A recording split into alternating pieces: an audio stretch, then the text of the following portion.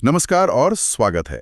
आज हमारे पास एक ऐसा ग्रंथ है जिसके बारे में लगभग सबने सुना है, चाणक्य नीति दर्पण। हाँ, सुना तो सबने है, लेकिन शायद ही किसी ने इसके असली मतलब को खंगाला हो। बिल्कुल, क्योंकि ये सिर्फ श्लोकों का एक कलेक्शन नहीं है। नहीं, बिल्कुल नहीं। इसे आप एक तरह की प्लेबुक कह सकती हैं। प्लेबुक? हाँ, प्रैक्टिकल विजडम, पॉलिटिक्स और एथिक्स की एक प्लेबुक जो हजारों साल बाद भी, मतलब आज भी उतनी ही रेलेवेंट लगती है। सही कहा। तो आज हमारी कोशिश यही है कि हम सतही बातों से थोड़ा आगे जाएं और इस ग्रंथ को एक सेंट्रल सवाल के चश्मे से देखें कि चाणक्य नीति असल में है क्या।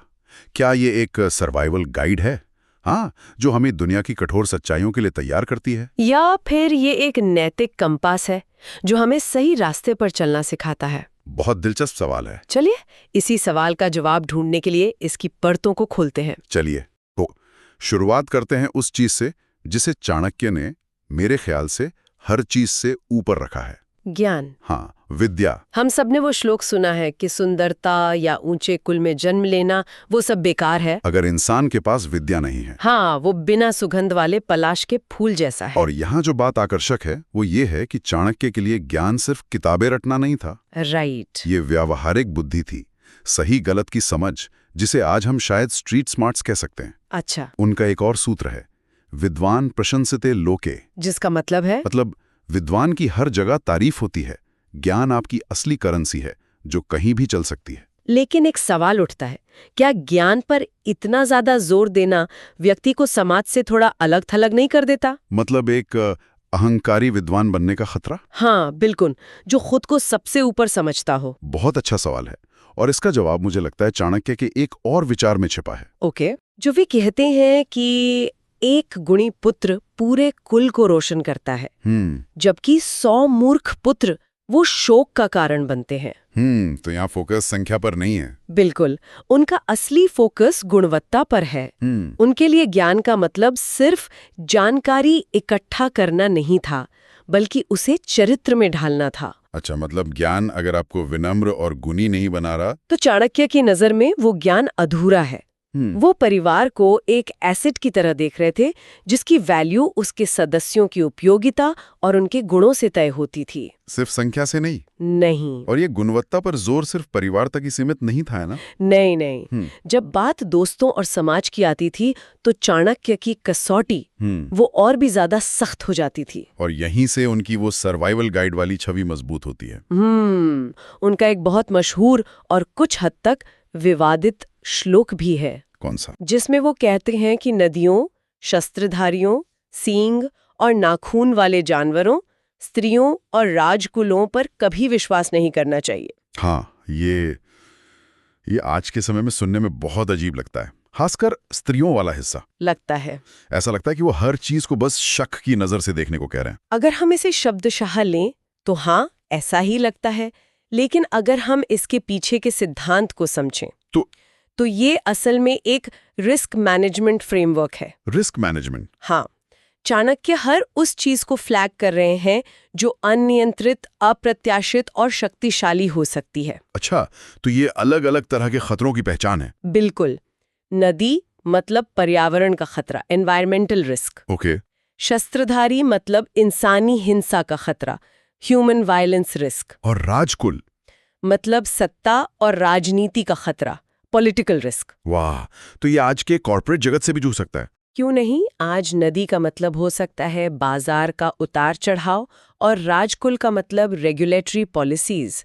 ये हर संभावित खतरे के लिए तैयार रहने की एक रणनीति है। तो ये किसी को नीचा दिखाना नहीं है, नहीं, बल्कि एक तरह की 360 डिग्री सिचुएशनल अवेयरनेस है। एग्जैक्टली। और दोस्ती के बारे में भी उनका नजरिया कुछ ऐसा ही प्रैक्टिकल है। न विश्वसेत को मित्रे च, मित्रे चापि न विश्वसेत। हाँ, यानी बुरे दोस्त पे तो भरोसा करो ही मत, पर अच्छे दोस्त पर भी आंख बंद करके विश्वास मत करो। और उसकी वजह भी उतनी ही व्यवहारिक है, क्योंकि अगर दोस्ती टूटी तो आपका सबसे बड़ा राजदार ही आपका सबसे बड़ा दुश्मन बन सकता है। बिल्कुल, ये भावनाओं में बहकर खुद को पूरी तरह किसी के हवाले कर देने के खिलाफ एक चेतावनी है।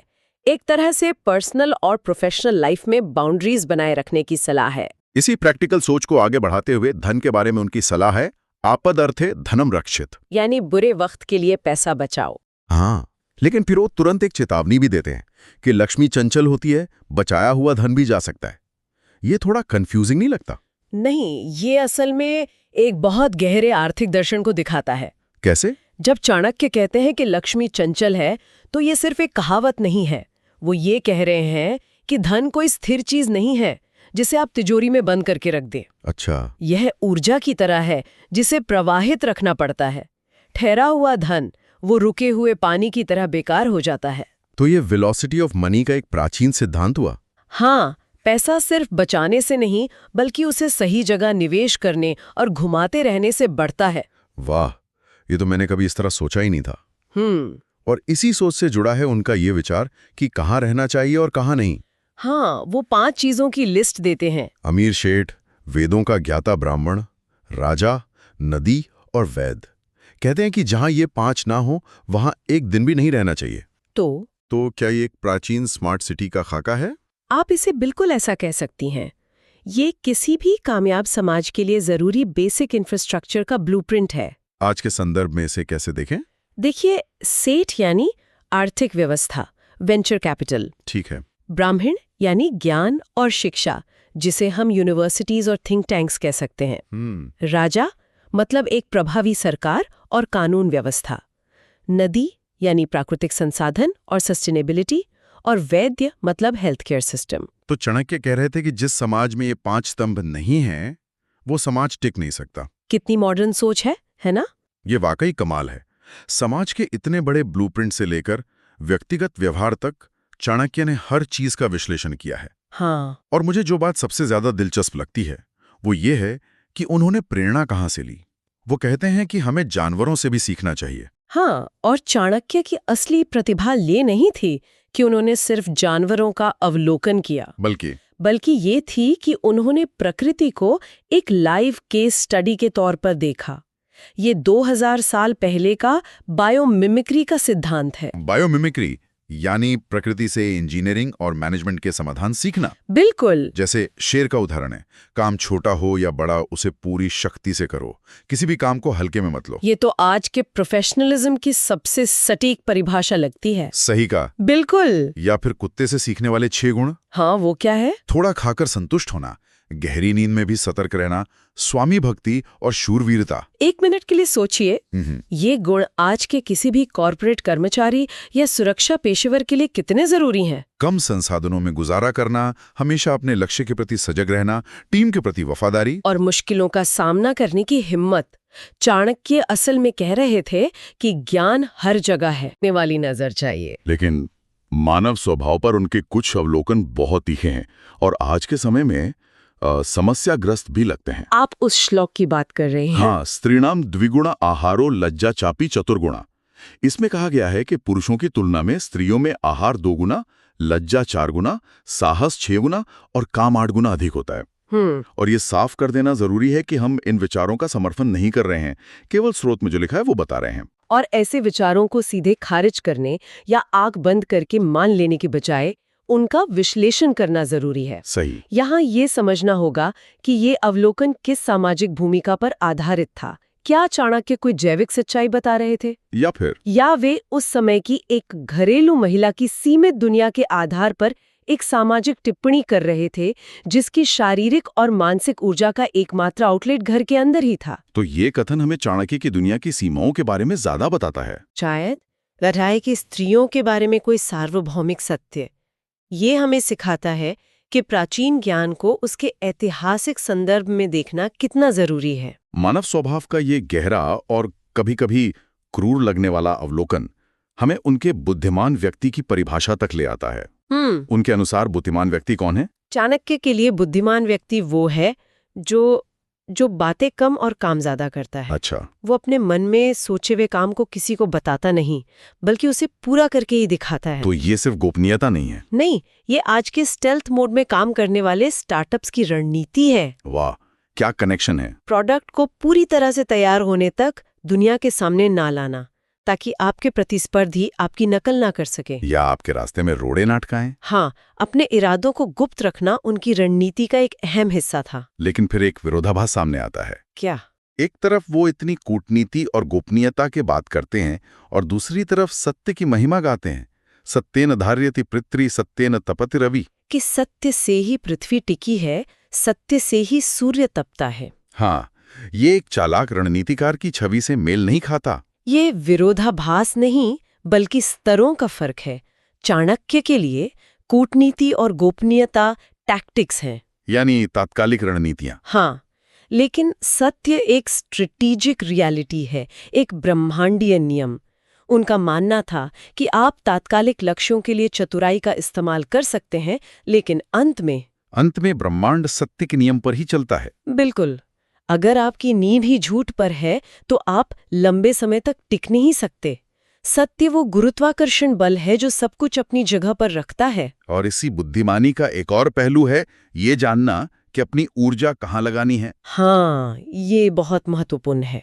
वे कहते हैं कि मूर्ख को सलाह देना, दुष्ट स्त्री का पालन पोषण करना और दुखी व्यक्ति से बहुत ज्यादा व्यवहार रखना, ये पंडित को भी दुख देता है। ये तो बहुत कठोर सलाह लगती है ना? हाँ, बहुत कठोर। हाँ, लेकिन ये बहुत व्यवहारिक भी है। इसे आप strategic allocation of intellectual resources कह सकती हैं।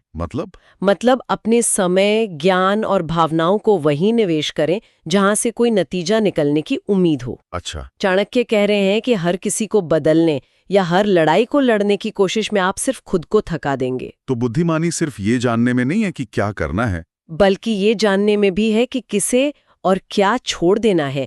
ये उन लड़ाइयों को पहचानने की कला है जिन्हें लड़ना ही नहीं चाहिए। तो आज की चर्चा के बाद हम अपने शुरुआती सवाल पर वापस आते हैं। हमने ज्ञान की शक्ति, रिश्तों की व्यवहारिक सच्चाई, धन का प्रबंधन और हर स्थिति में सतर्क रहने की कला, इन सब को समझा।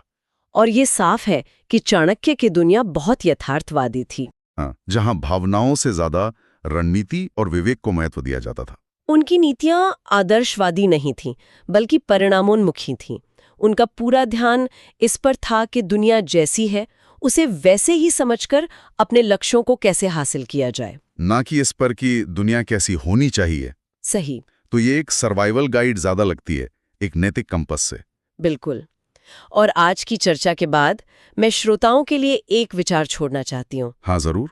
चाणक्य की कई नीतियां वो आत्मसंरक्षण और जैसे को तैसा के सिद्धांत पर बहुत ज्यादा केंद्रित है। हाँ है। तो सोचने वाली बात यह है, क्या आज की इस आपस में जुड़ी हुई दुनिया में, जहां हम सहयोग, विश्वास और सहानुभूति को सफलता की कुंजी मानते हैं, चाणक्य की ये कठोर यथार्थवादी नीतियां हमें सफल होने में मदद कर सकती हैं, या फिर ये हमें और ज्यादा अलग थलग, शक्की और अंत में अकेला बना देंगी?